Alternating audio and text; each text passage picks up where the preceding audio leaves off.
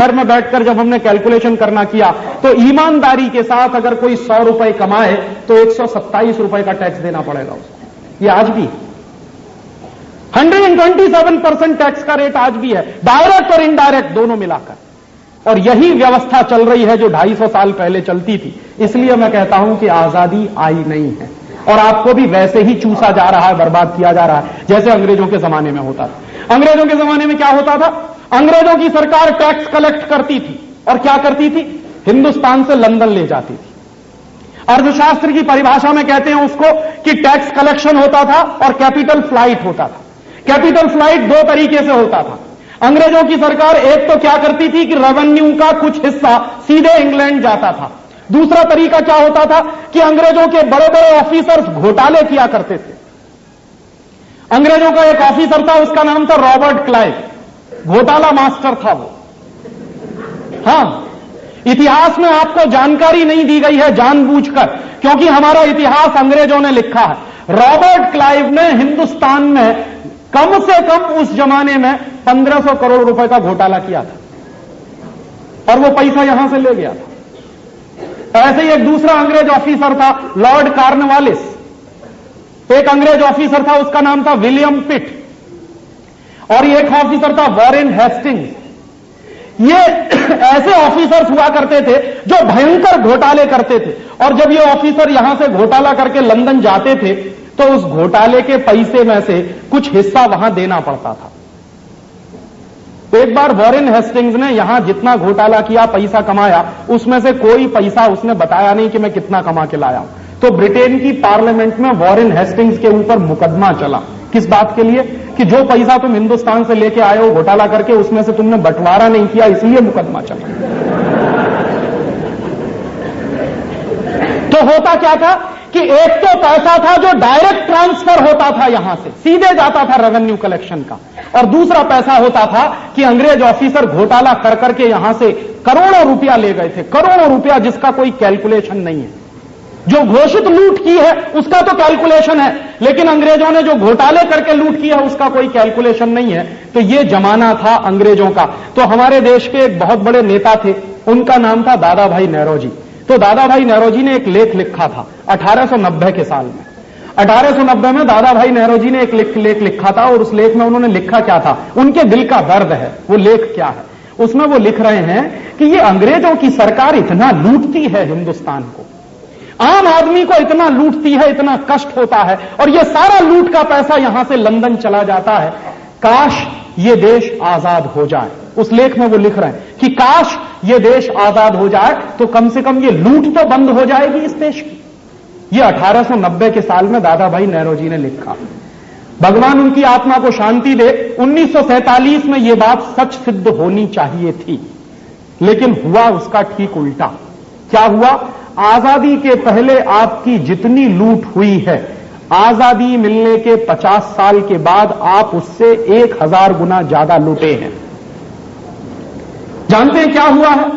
अंग्रेज यहां से कितना पैसा लेकर जाते थे उसका हिसाब अगर आपको लगाना हो तो 1760 से 1947 तक हर साल 70 करोड़ रुपया जाता था यहां से। 1760 से 1947 तक, और 1760 से 1947 तक हर साल में 70 करोड़ जाता था। तो आप हिसाब लगा लीजिए, इतने साल गुणा 70 करोड़, तो इतना रुपया गया हिंदुस्तान से। आजादी मिलने के 50 साल के बाद जानते हैं आपकी कितनी लूट हुई है हिंदुस्तान में? आजादी मिलने के 50 साल के बाद 140 अरब डॉलर, 140 बिलियन डॉलर आपके देश में घोटालेबाज नेताओं ने यहां से विदेश पहुंचा दिया। हमारे देश के जो बड़े बड़े घोटालेबाज नेता हैं, मिनिस्टर हैं, बड़े बड़े मंत्री हैं, जानते हैं कितना रुपया उनका जमा है विदेशी बैंकों में? 140 बिलियन डॉलर। और 1 बिलियन होता है 1 अबज, और 1 अबज में होते हैं 100 करोड़, तो 14,000 करोड़ डॉलर। और 14,000 करोड़ डॉलर में रुपया बनाने की कोशिश करिए तो एक डॉलर में आज 40-41 रुपया है, कुल बैठता है 5.5 लाख करोड़ रुपया। मैंने पिछले आजादी के 50 साल में आपके देश से 5.5 लाख करोड़ रुपया लूट कर ले गए आपके ही नेता, जिनके घर में कभी इनकम टैक्स वाले घुसते भी नहीं है। मानो हिंदुस्तान में जो सबसे ज्यादा काला धन पैदा करता, उसके घर में कभी इनकम टैक्स वाले नहीं घुसते। और मैं चैलेंज करता हूं, अगर यहां कोई इनकम टैक्स वाला बैठा हो कि घुस के दिखा दे किसी नेता के घर में। माने साधारण व्यापारियों के घर में घुस जाएंगे, छाती पर खड़े हो जाएंगे, खून चूसेंगे आपका। लेकिन दुर्भाग्य से हमारे देश में जो सबसे ज्यादा काला धन पैदा करने वाले लोग हैं, जो सबसे ज्यादा ब्लैक मनी जनरेट करते हैं, उनके घर में आज तक कभी रेड नहीं पड़ी है। मैं पिछले 50 साल से केस देख रहा हूं कि इनकम टैक्स डिपार्टमेंट ने कभी किसी नेता के घर में रेड डाली क्या? और मैं आपको घोषित रूप से कह सकता हूं, एक नेता थे हमारे देश में, उनका नाम था जगजीवन राम। वो अक्सर कहा करते थे, पब्लिक मीटिंग में कहा करते थे कि मैं हर साल इनकम टैक्स रिटर्न भरना भूल जाता हूं, हर साल। और कभी भी इनकम टैक्स अधिकारियों की हिम्मत नहीं हुई जो उनके घर पे जाकर रेड कर सके। आपके घर में रोज खड़े हो जाएंगे, लेकिन नेताओं के घर में कभी रेड नहीं होती। क्यों? अगर आप इनकम टैक्स की चोरी करते हैं तो चोर हैं, नेता इनकम टैक्स की चोरी करें तो वो चोर नहीं है। कहते हैं डेमोक्रेसी में कानून सबके लिए एक सा होता, तो नेताओं को भी जेल होनी चाहिए जिन्होंने 140 अरब डॉलर यहां से ले गए हैं विदेश में। लेकिन नहीं होता। आप 50 रुपए की चोरी करिए, 100 रुपए की चोरी करिए, 200 रुपए की चोरी करिए, आपको जेल के अंदर डाल देंगे। और जो करोड़ों रुपए के घोटाले करते हैं वो हिंदुस्तान में घूम रहे हैं छुट्टा सांड की तरह से। हो सकता है आपको जमानत नहीं मिले, लेकिन जो सैकड़ों करोड़ का घोटाला करने वाले नेता हैं उनको जमानत भी मिलती है इस देश में। कौन से देश में आप रह रहे हैं और कौन सी व्यवस्था आप चला रहे हैं? और जानते हैं ये 140 अरब डॉलर कितना? ये 140 अरब डॉलर रुपया इतना है जितने रुपए में हमारे देश के ऊपर कुल विदेशी कर्ज चुकाया जा सकता। हमारे देश का कुल विदेशी कर्ज है 4.5 लाख करोड़ रुपए का। तो ये जो 5.5 लाख करोड़ रुपया हमारे देश के नेताओं ने लूटकर यहां से विदेशी बैंकों में जमा कर दिया है, इसको अगर वापस हिंदुस्तान में ले आया जाए तो हमारा कुल विदेशी कर्ज चुकाया जा सकता है। और आप कहेंगे कि ना सिर्फ कुल विदेशी कर्ज चुकाया जा सकता है, बल्कि 1 लाख करोड़ रुपया बचेगा आपके पास विदेशी कर्ज चुकाने के बाद भी। तो आप पूछेंगे कि राजीव भाई ये होने वाला कैसे है? इसका एक ही तरीका है कि जो घोटालेबाज नेता हैं, जो ले गए हैं यहां से करोड़ों रुपए हिंदुस्तान से बाहर विदेशी बैंकों में, इनको बिजली के तार से उल्टा लटका दीजिए और नीचे आग जलाइए और उसमें मिर्ची का पाउडर झोंकिए। तब देखिए बिलियंस ऑफ डॉलर जेब में से निकल के सड़कों पे गिर पड़ेगा। इसका और कोई दूसरा इलाज नहीं। दुर्भाग्य से आप क्या करते हैं, हम क्या करते हैं कि जो जितना बड़ा घोटालेबाज उसी के गले में मालाएं, जो जितना बड़ा घोटालेबाज उसी के लिए तालियां, जो जितना बड़ा घोटालेबाज उसी की जय जयकार, जो जितना बड़ा घोटालेबाज उसी के लिए वोट मांगने आप जाते हैं। और मौसम आ रहा है, आपके घर पे आएंगे ये सब वोट मांगने। तो इनसे एक ही सवाल पूछिए कि हिंदुस्तान से जो तुमने लूटा या तुम्हारे साथियों ने लूटा 140 अरब डॉलर, वो पैसा हिंदुस्तान में लाओगे कि नहीं? हम वोट देंगे या न देंगे इस पर तय करेंगे। कि तुम बोलो जो लूट हमारी हुई है, यहां से चला गया है पैसा विदेश में, ये वापस भारत में आएगा कि नहीं? और तुम अगर नहीं लाने की बात करते हो तो भाग जाओ यहां से। किस बात का वोट दें तुमको? किस लिए वोट दें? 1.5 साल पहले तुमको हमने वोट दिया था, 1000 करोड़ रुपया देश का बर्बाद किया था। तुम इतने नालायक और निकम्मे निकले कि 1.5 साल बाद फिर हमारे घर आ गए वोट मांगने के लिए।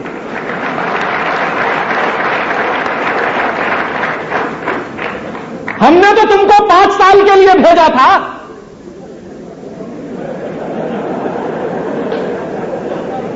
और अगर हमने तुमको 5 साल के लिए भेजा था और तुम इतने निकम्मे और नालायक निकले कि 1.5 साल भी नहीं बैठ पाए वहां पर, तो इसकी जिम्मेदारी हमारे ऊपर है। और अगर तुम 1.5 साल भी वहां बैठ नहीं सकते तो कहीं जाओ और समुद्र में डूबकर आत्महत्या कर लो,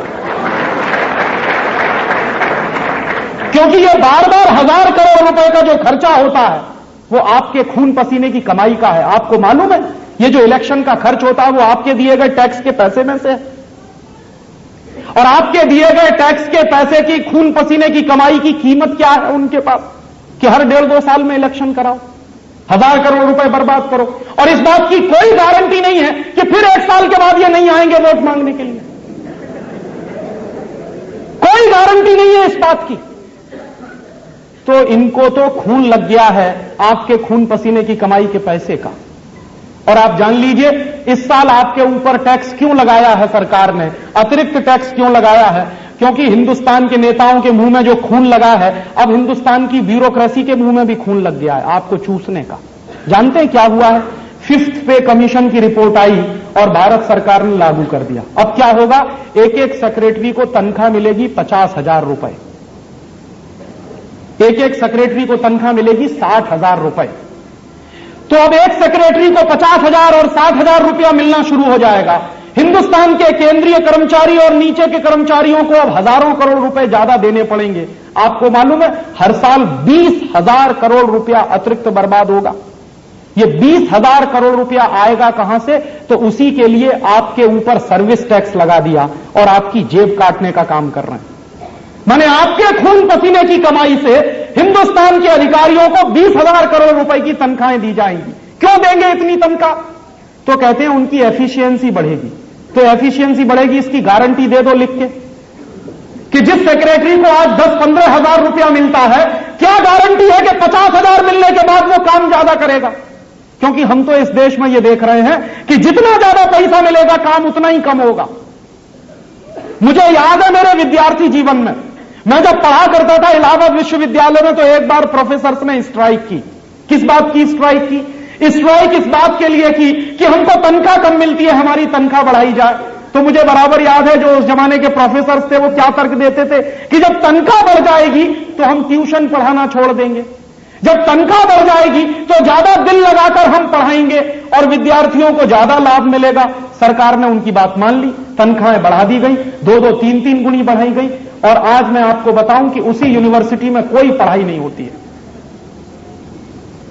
हफ्ते में मुश्किल से कोई प्रोफेसर 1-2 दिन आ गया तो आ गया, बाकी तो शक्ल दिखाई नहीं देती। और आ भी गया कभी यूनिवर्सिटी में तो कहां बैठा है? कैंटीन में। क्या कर रहा? चाय पी रहा, सिगरेट पी रहा, या उल्टे सीधे काम में लगा हुआ। तो इस बात की कोई गारंटी नहीं है, क्योंकि हिंदुस्तान में कर्मचारियों की तनख्वाहें कई बार बढ़ाई गई हैं, काम बिल्कुल नहीं बढ़ा है। वर्किंग एफिशिएंसी और कम होती चली गई है। तो वर्किंग एफिशिएंसी के नाम पर अब 50,000 की तनख्वाह मिलेगी, 60,000 की तनख्वाह मिलेगी, और वो तनख्वाह जाएगी कहां से? वो आपसे वसूले गए टैक्स के पैसे में से बर्बाद होगी। ये जो सरकारें हैं जो आपसे टैक्स वसूलती हैं, इन सरकारों को टैक्स देना बंद करिए। और ये मैं बहुत गंभीरता से कह रहा हूं। हमारे देश में, भारतीय संस्कृति में और भारतीय सभ्यता में जो कुपात्र होता है उसको दान देना पाप माना जाता है। कुपात्र को दान दिया तो पाप लगता है। एक पैसे का भी दान नहीं दिया जाता कुपात्र को, और जो सुपात्र होता है उसको बिना मांगे देना चाहिए। तो ये जो हमारी सरकारें हैं ये कुपात्र हो चुकी हैं। कैसे कुपात्र हो चुकी हैं? आपसे टैक्स वसूलेंगे खून पसीने की कमाई का, वो खर्च कैसे होगा? इलेक्शन में बर्बाद होगा। हिंदुस्तान के अधिकारियों की तनख्वाहें बढ़ा दी, 50-60 हजार रुपए महीने की कर दी, उसमें बर्बाद होगा। और उससे भी ज्यादा बर्बाद होगा किसमें? आपको मालूम है, कभी कभी आप अखबार पढ़ते रहते होंगे तो कैसे बर्बाद किया जाता है पैसा इस देश में सरकारों के द्वारा। पिछले साल मैंने एक खबर पढ़ी अखबार में। क्या खबर पढ़ी? हिंदुस्तान की पार्लियामेंट के 30 एमपीज को विदेश भेजा गया। क्या करने के लिए? वो 30 एमपीज गए विदेश यात्रा करने के लिए, यूरोप में घूमे, अमेरिका में घूमे। क्या करने गए थे? हिंदुस्तान में हिंदी कैसे चलाई जाए इसके लिए विदेश यात्रा करने गए।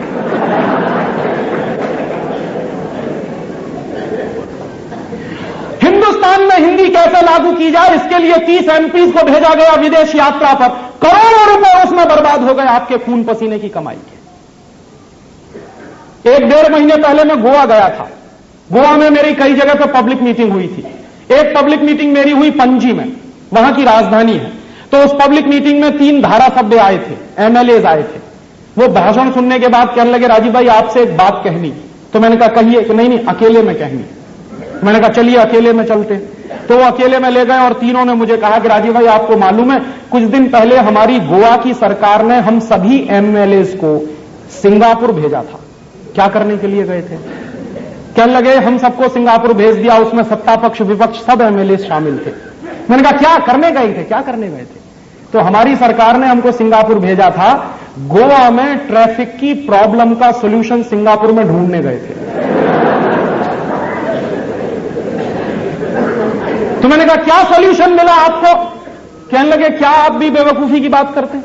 ट्रैफिक प्रॉब्लम हमारी है, सॉल्यूशन गोवा में, वो सिंगापुर में मिलेगा। तो मैंने कहा फिर क्या करके आए? कुछ तो किया होगा, क्योंकि आपने करोड़ों रुपया बर्बाद किया गोवा के लोगों के टैक्स के पैसे का, तो कुछ तो दिखाया होगा उल्टा सीधा। तो कहने लगे हां हमने ये दिखाया कि हम गोवा से गए सिंगापुर में ट्रैफिक पुलिस को हमने देखा, उस ट्रैफिक पुलिस की ड्रेस हमको बहुत पसंद आई, वो ही ले आए हम। तो मैंने कहा कि सिंगापुर के ट्रैफिक पुलिस की ड्रेस पहनकर अब आप गोवा की ट्रैफिक प्रॉब्लम सॉल्व करेंगे क्या? तो उन्होंने कहा प्रॉब्लम सॉल्व होगी या ना होगी, लेकिन हम आपको बताएं ईमानदारी से बीवी बच्चों के लिए खरीदारी खूब कर लाएं। ऐसे आपके पैसे की बर्बादी होती है। आपको मालूम है आपके टैक्स के खून पसीने की कमाई का पैसा कैसे बर्बाद होता? हिंदुस्तान के बड़े बड़े मंत्री, बड़े बड़े तंत्री क्या करते हैं? जरा सा ब्लड प्रेशर हाई हुआ, चलो उड़ के लंदन, हार्ट अटैक आया तो चलो न्यूयॉर्क, कहीं कुछ भी हो गया थोड़ा बहुत तो चलो विदेश, और विदेश जाएंगे तो हवाई जहाज भर के नाती पोते बीवी बच्चे सब जाएंगे उसमें। और नाती पोते बीवी बच्चे जब हवाई जहाज भर के जाते हैं वहां इलाज करा के लौटते हैं, तो एक एक मंत्री के इलाज का, एक एक एमपी ऐसे जो इनके इलाज का करोड़ों रुपया बर्बाद होता है इस देश में। कौन देता है वो पैसा? आपके खून पसीने की कमाई से जाता है। दिल्ली के सुप्रीम कोर्ट में एक पब्लिक इंटरेस्ट पिटीशन पड़ा हुआ है, हमारे कुछ दोस्त ने उन्होंने किया। क्या किया है? हमारे देश में 53 ऐसे एमपीज हैं जो अपने जमाने में मिनिस्टर रहे, जो गए थे इलाज कराने के लिए विदेश, करोड़ों रुपया बर्बाद किया है उन्होंने। और अब सुप्रीम कोर्ट में उन्होंने अर्जी लगाई है कि ये जो करोड़ों रुपया बर्बाद किया वो देश के खून पसीने की कमाई का, इनके बाप का नहीं है, ये पैसा वापस मिलना चाहिए। तो सुप्रीम कोर्ट ने भी नोटिस इशू कर दिया, तो हड़कंप मचा हुआ है उन लोगों में। मैंने आपके खून पसीने की कमाई कैसे बर्बाद की जाती है उसके ये मैं आपको कुछ नमूने दे रहा हूं। हिंदुस्तान की सरकार का जो बजट है, उस बजट में हर साल 65,000 करोड़ रुपए का फिस्कल डेफिसिट है। ये 65,000 करोड़ के फिस्कल डेफिसिट का मतलब जानते हैं क्या? हर साल आपके देश की सरकार 65,000 करोड़ रुपया ऐसा बर्बाद करती है जिसमें से कुछ नहीं निकलता। अगर आप पैसा खर्च करें और उसमें से कोई उत्पादन हो, उस उत्पादन में से मुनाफा आए, उस मुनाफे से देश का भला हो, तो समझ में आता है कि आप करिए। लेकिन 65,000 करोड़ रुपया तो ऐसा बर्बाद होता है हर साल जिसमें से कुछ नहीं निकलता। और आपको मालूम है टोटल टैक्स कलेक्शन कितना है इस देश का? भारत सरकार का एक साल का टोटल टैक्स कलेक्शन है 1.25 लाख करोड़ का, तो आधा टैक्स तो बर्बाद हो जाता है बिना किसी उसके। और आधा कहां जाता है यह भी आप पूछ लीजिए मुझसे, कि जो टैक्स का कलेक्शन है भारत सरकार का, उसका आधा पैसा तो ऐसे डूबता है कि जिसमें से कुछ नहीं निकलता। और बचा हुआ आधा कहां डूबता है? बचा हुआ आधा डूब जाता है विदेशी जो कर्ज रखा है उसका ब्याज चुकाने में। हर साल भारत सरकार कर्जे का ब्याज चुकाती है 70,000 करोड़ रुपया, तो 70,000 करोड़ रुपया कर्जे का ब्याज चुकाने में डूबता है, और 65,000 करोड़ रुपया ऐसा डूबता है जिसमें से कुछ नहीं निकलता, माने 1,15,000 करोड़ रुपए। और इतना ही लगभग टैक्स का कलेक्शन है। तो जितना टैक्स कलेक्शन है वो डुबा रहे हैं, बर्बाद कर रहे हैं आपके पैसे को। तो ऐसे टैक्स को देने की जरूरत क्या है जो बर्बाद हो जाए? और मैं आपको तभी एक दूसरी बात बताता हूं। बहुत लोग मुझको कहते हैं जब अधिकारी मिलते हैं कि राजीव भाई इस देश में टैक्स की चोरी होती है। मैं कहता हूं बहुत अच्छा करते हैं, टैक्स की चोरी करते हैं, क्योंकि तुम कुपात्र हो, टैक्स लेने के लायक नहीं हो।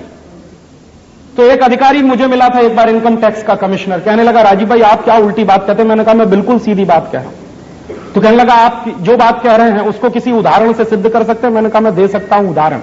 मैंने हिंदुस्तान के ऐसे कई लोगों को देखा है जिनको मैं व्यक्तिगत रूप से जानता हूं, जिनका एक दिन का दान लाखों रुपए का है। एक दिन में लाखों रुपए दान करते हैं। मैं जानता हूं ऐसे लोगों को, ऐसे 100 से ज्यादा लोगों को मैं जानता हूं। मेरे व्यक्तिगत संबंध, हमारे कई दोस्तों के माध्यम से उनके संबंध, जो प्रतिदिन लाखों रुपए दान करते हैं, कुआं बनाने के लिए, तालाब बनाने के लिए, गांव की पाठशाला चलाने के लिए, कुछ न कुछ करने के लिए देते रहते हैं। लेकिन वही लोग हैं जो सरकार को टैक्स नहीं देते। क्यों? जो व्यापारी प्रतिदिन लाखों रुपए दान करता है, वही व्यापारी सरकार को टैक्स नहीं देता। क्यों नहीं देता? क्योंकि उसको सरकार पर भरोसा नहीं है कि उसके दिए गए टैक्स को सरकार सही काम में लाएगी। इसलिए वो लाखों का दान करता है। जहां दान कर रहा है वहां उसको भरोसा है कि उसके दिए गए पैसे से तालाब ही बनेगा, कुआं ही बनेगा, गांव का स्कूल ही चलेगा। लेकिन वही पैसा वो सरकार को नहीं देता, और इसी को आप कहते हैं टैक्स की चोरी। मैं कहता हूं वो भारतीय धर्म का पालन कर रहा, वो टैक्स की चोरी नहीं कर रहा। भारतीय धर्म क्या है? कुपात्र को दिया गया दान पाप लगाता और सुपात्र को बिना मांगे देना चाहिए। तो हिंदुस्तान में तो ये ठीक ही है। तो कहने लगा वो इनकम टैक्स का ऑफिसर कि फिर आपको क्या लगता है? मैंने कहा देखिए कमिश्नर साहब, एक बात है बिल्कुल सीधी सपाट, इसको आप गले के नीचे उतार लीजिए कि जब तक हिंदुस्तान का इनकम टैक्स डिपार्टमेंट बंद नहीं होगा तब तक इस देश में काला धन चलता रहेगा। ये आप हैं जिन्होंने धन को काला और सफेद बनाया है। धन धन होता है, वो काला और सफेद नहीं होता। मनी मनी होती है, वो ब्लैक एंड व्हाइट नहीं होती। आपने एक बेवकूफी का कानून बना के कुछ धन को सफेद कह दिया, बाकी को काला कह दिया। धन धन होता है, मनी मनी होती है, वो ब्लैक एंड व्हाइट नहीं होती। तो जिस कानून के तहत आपने किसी धन को काला धन कहा है, जिस दिन ये कानून वापस ले लेंगे उस दिन सारा धन सफेद ही सफेद हो जाएगा। तो वो इनकम टैक्स का ऑफिसर कहने लगा तब सरकार कैसे चलेगी? मैंने कहा ज्यादा अच्छी चलेगी। मैंने उस ऑफिसर से पूछा कि आप पूरी ताकत लगा के कितना टैक्स वसूलते हैं एक साल में? तो कहने लगे कि हमारे 32,000 ऑफिसर हैं पूरे देश में, रात दिन डंडा लगाते रहते हैं, तब कितना टैक्स वसूल पाते हैं? 1.25 लाख करोड़ का। तो मैंने कहा 1.25 लाख करोड़ का आप टैक्स वसूलते हैं, आपको मालूम है ब्लैक मनी कितना है इस देश में?